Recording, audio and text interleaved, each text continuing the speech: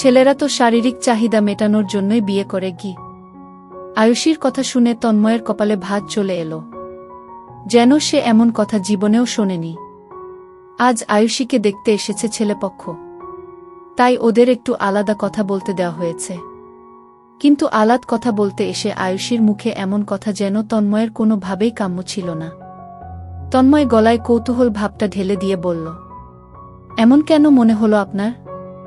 যে কোনো একটা যুক্তিসঙ্গত কারণ বলুন ছেলেদের বিয়ে করার, তাহলেই এমন মনে করব না কি? সারা জীবন পাশে পাবার জন্য একজন স্থায়ী সঙ্গীর নিশ্চয়তা, বিপদে আপদে পাশে পাবার নিশ্চয়তা, বিষণ্ণতা কাটানোর মাধ্যম। আর যদি শারীরিক বিষয়ের কথা বলেন, তবে শুধু ছেলেরা নয়, মেয়েরাও এই জন্যই বিয়েটা করে কি? কখনোই না। মেয়েরা এজন্য বিয়েটা করে না, ওদের জোর করে বিয়ে দেওয়া হয়। ও এতক্ষণে ব্যাপারটা বুঝতে পারলাম যে আপনাকে আপনার বাবা মা বিয়ের জন্য জোর করছে, তাই তো? ব্ল্যাকমেইল করছে কি? কিভাবে ব্ল্যাকমেইল করছে? কয়দিন পর ওনারা মারা যাবে, তারপর আমার কি হবে? বিয়ে না হলে আমার রাস্তা ভিক্ষার থালা নিয়ে নামতে হবে। আচ্ছা, এতই যদি চিন্তা হয় আমার জন্য, তবে আমার ছোট বোনটার জন্য কেন হয় না? ওনারা তো কয়দিন পর মারাই যাবে, তাহলে ওকে বিয়ে দিয়ে দেওয়া হোক। তন্ময় হাসতে হাসতে বলল, অনেক রেগে আছেন বোধ হয় বাবা মার উপর। হ্যাঁ, ভীষণ রেগে আছি। তো কি করা যায়?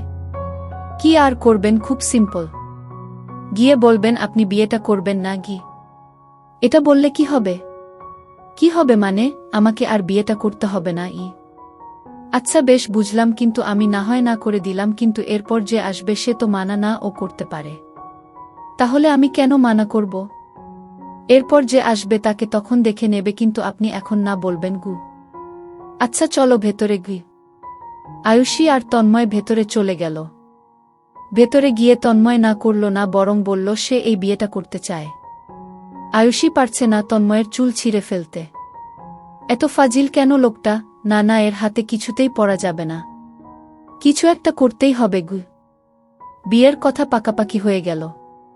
আয়ুষী কিছুই বুঝতে পারছে না কি করবে। রুমে এসে কাকে যেন ফোন দিল, তারপর উদ্বিগ্ন গলায় বলল, বইনা আমি শেষ। কেন, কি হইল? ঠাডা পড়ল নাকি? ধুর, ঠাডা না, মাডা পড়ছে। মাডা আবার কি?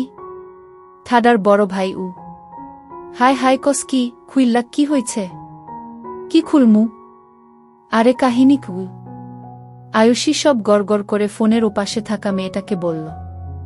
তারপর কাঁদুনে গলায় বলল, আরশি বইন, আমি এখন কি করমু বলো? আচ্ছা মামা, কোনো চিন্তা করিস না, আমি এই তো 2 দিনের মধ্যে আসতাছি। সত্যি? সত্যি। ওই তন্ময় না? তন্ময় ওইটারে রিমান্ডে নিমুগ? ওহো, তাইলে তো আমার টেনশনই নাই। আচ্ছা রাখি তাইলে, আম্মু ডাকে। ওকে। আহিন সদ্য অনার্স পাশ করা একটা বেকার ছেলে, চাকরির জন্য দৌড়াচ্ছে। 2 বোন আর মা, এই নিয়ে তার পরিবার। বাবা কয়েক বছর আগে মারা গেছেন। শুধুমাত্র টিউশনি করিয়ে সংসার চলে। 2 জন 7ম শ্রেণীতে পড়ে, 2 জন যমজ। আহিন একটা স্টুডেন্টকে পড়িয়ে আসছিল বাসায়, হঠাৎ তার ছোট 2 বোন মানে যমজ বোন আফরিন আর আরিন ফোন দিয়েছে। আহিন ফোন কানে ধরে জিজ্ঞেস করল, হ্যাঁ বলো ভাইয়া, বলো তো আমি আফরিন নাকি আরিন? প্রতিবার ফোন ধরে আহিন এই প্রশ্নটার সম্মুখীন হয়, তাই আহিন না ভেবেই বলল, আরিন। বলবো? আরিন হেসে বলল, আমার জন্য একটা চকলেট এনো। আচ্ছা আফরিন কি করে? ও পড়তে বসেছে। আর তুমি কি মুড়ি বেচো? না, আমি বান্দরের সাথে কথা বলি। কি? তুই আমারে বান্দর বললি? তোর চকলেট আর আনমু না? আরে আমি কি তোমারে বান্দর বলছি নাকি? বলছি আমি একটা বান্দর, আর ওই বান্দরের সাথে তুমি কথা বলতেছ। সত্যি কথা বলছিস? আচ্ছা রাখ, আমার ফিরতে রাত হবে, মাকে খাইয়ে ঘুম পাড়িয়ে দিস, আর তোরাও খেয়ে নিস। আচ্ছা তুমি তাড়াতাড়ি এসো। আহিন ফোন রেখে আরেকটা স্টুডেন্টের বাসায় পড়াতে গেল। তার এই টানাপোড়েনের জীবনে টিউশনি একমাত্র ভরসা। আল্লাহ জানে এরপর কপালে কি আছে। মধ্যবিত্ত পরিবারে এটাই আতঙ্ক। পড়া শেষ করে চাকরি পাওয়া যায় না, হাঁটতে হাঁটতে একবার আয়ুষীকে ফোন দিল আহিন। 3 বার রিং হওয়ার পর আয়ুষী রিসিভ করল, তারপর বলল, কেমন আছো? এই তো প্রতিদিন যেমন থাকি। তুমি কেমন আছো? আমি আলহামদুলিল্লাহ ভালো গু। ও, খেয়েছ? তুমি? চাকরির কোনো গতি হলো? না, এখনো কিছু হয়নি গু। আর কবে হবে বলো?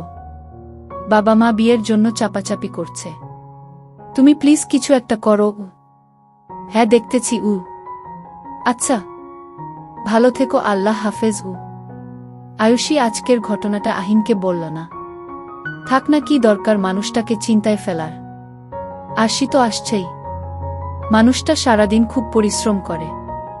ফোন রাখতেই কানে এলো আয়ুষীর মা পাশের বাসার আন্টির সাথে কথা বলছে তন্ময়ের ব্যাপারে। আয়ুষী একটু আড়ি পাতল। ওর মা বলছে, ছেলে মাশাল্লাহ ভালোই, ইঞ্জিনিয়ার, আর মেয়েও বড় হয়েছে, তাই বিয়ে দেওয়াই উচিতকে। আয়ুষী মায়ের কথায় রেগে মনে মনে বলে, বুড়ি হয়ে গেছি আমি, মাত্র অনার্সে উঠলাম, আর এর মধ্যেই বিয়ে দিতে হবে। অসহ্য।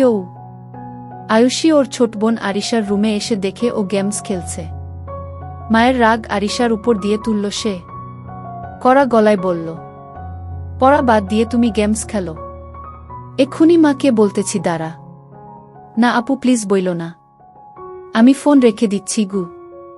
না না, এক্ষুনি বলতেছি। আয়ুষী আরিশার কথা শুনল না, গিয়ে মাকে ডেকে নিয়ে আসলে।